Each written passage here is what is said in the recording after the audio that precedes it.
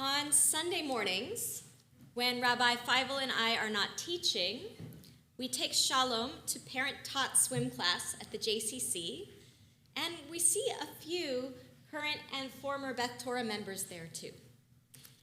At this age, the teachers use familiar songs and nursery rhymes, not so much to teach the babies to swim, as to teach them how not to drown. While reciting Humpty Dumpty, we encourage our kids to fall off the edge of the pool into the water horizontally instead of vertically. With toys on the edge of the pool, we teach our littles how to reach out for, hang on to, and eventually climb up and over the edge of the pool. And while singing the ABCs, we guide our kids to float on their backs and feel comfortable with their ears in the water. In the most upbeat way possible, we are just beginning to teach our children how to confidently, independently survive, even in the absolute worst case scenario. In the Talmud Bavli Masechet Kiddushin, the rabbis teach that along with the obligations of circumcision, redeeming the firstborn, and finding his son a wife, a father is obligated to teach his son Torah, to teach him a trade, and perhaps surprisingly, to teach his son to swim. Why the latter? The rabbis ask and answer, this is his life. In the eyes of the Talmudic rabbis, and hopefully in our eyes as well, teaching a child to swim is seen as not just a nice thing, but an obligation to encourage independence. Through providing a Jewish education, inspiration, and know-how towards a successful career, and the foundation for surviving on one's own, we have the all-important task of raising children who know how to take care of themselves and others. Unfortunately, it does not appear that Rebecca, has read that part of the Talmud. In Parshat Toldot, when Yitzchak, Isaac, tells his favorite son, Esau, to go hunt and cook some game for him so that he can give him a proper blessing, Rivka cannot bear to imagine that her favorite son, Yaakov, Jacob, feels less than. Ignoring Yaakov's protests, she commands him to bring her some sheep from the field so that she can cook a meal for Yitzchak. Rivka then dresses Yaakov in Esav's nicest clothing, and she finds goat skin to put on Yaakov's arms and back to make him appear as hairy as Esav. Finally, she puts the food that she prepared on a plate and places it directly into Yaakov's hands to bring to Yitzchak. Through Rivka's actions, Yaakov gains his father's blessing, his brother's fury, and the consequences that build to the life that Yaakov will later describe as short-lived and bad, me'at v'ra. In addition to other questionable parenting choices by both Rivka and Yitzchak, by doing everything for her son and shaping his life towards her wishes for him, Rivka does not allow Yaakov to practice the confident independence he will eventually need as the father of the nation. In her book, Mamala Knows Best, What Jewish Mothers Do to Raise Successful, Creative, Empathic, Independent Children, Marjorie Engel explains the value of authoritative parenting. It's our job as parents to relinquish control bit by bit. If we don't let our kids be independent, we don't give them the chance to feel autonomous and proud of their own situation handling. Authoritative versus authoritarian parenting, historically Jewish mothering, that authoritative parenting, is about discovering what your kids' strengths and weaknesses are, letting those passions direct your nudging and encouraging that kid to grow on their own.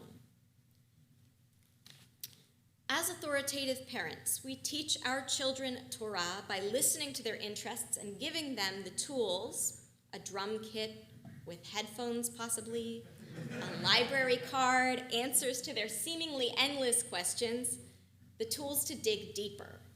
We teach them not just how to work towards a specific career, but what it's like to have responsibility, to bring their dishes to the sink, to do and physically bring in their own homework, and to manage a little chunk of their own finances once they're old enough.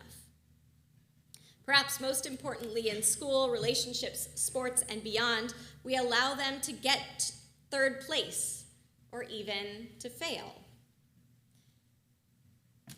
While our children are in our care, we have the ability to let them explore the consequences of their actions within safe boundaries. We allow them to see the great contrast between how they feel when they excel and how they feel when they make human mistakes. Of course, part of getting children acquainted with disappointment and negative consequences has to be allowing them to hear us own up to our own imperfections too.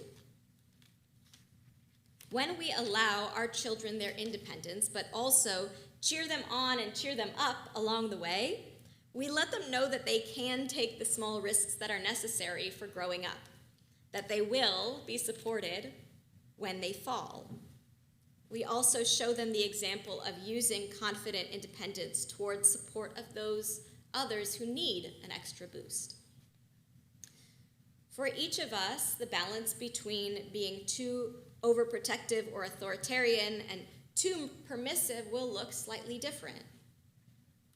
Personally, I find strength and inspiration in this community of parents and grandparents of all ages and experiences, hearing how each of you have encouraged your unique children's burgeoning independence while also making sure that they are safe and supported. Just as this space is one where we can talk, think, and share openly and critically about Torah, I hope this can also be a space where we can think and talk and share both openly and critically about our roles in this world, including the roles that many of us take on as parents and grandparents. In this space, when you offer advice and encouragement, I encourage you to use words like, "This worked for my children or my family," and to understand that it may or may not work, it may or may not encourage independence for others. During a B'nai Mitzvah celebration, the parents traditionally recite a blessing that ends, "Sheptarani me'onsho shel zeh or shel zo," God who released me from the responsibility of this one. At the age of 13, while parents are certainly not done guiding their children, Jewishly, now is the time that children are seen to reap the rewards and the consequences of the mitzvot that they do and they don't do. Of course, parents will be there to help. They will most likely buy the talit and tefillin and drive the teenager to volunteering for a few more years. I know I still ask my parents for help with lots of decisions. But the teenager still gets to ask for talit and tefillin and choose where to volunteer within reasonable limits. On a 13-year-old's B'nai Mitzvah, it is not only they who gain new responsibilities, but it's their parents too. As our children grow older, we gain the symbolic and the practical role of letting go, letting them learn their Torah, pursue their careers, swim in the deep end, and allow their brother to enjoy their father's blessing. Shabbat Shalom.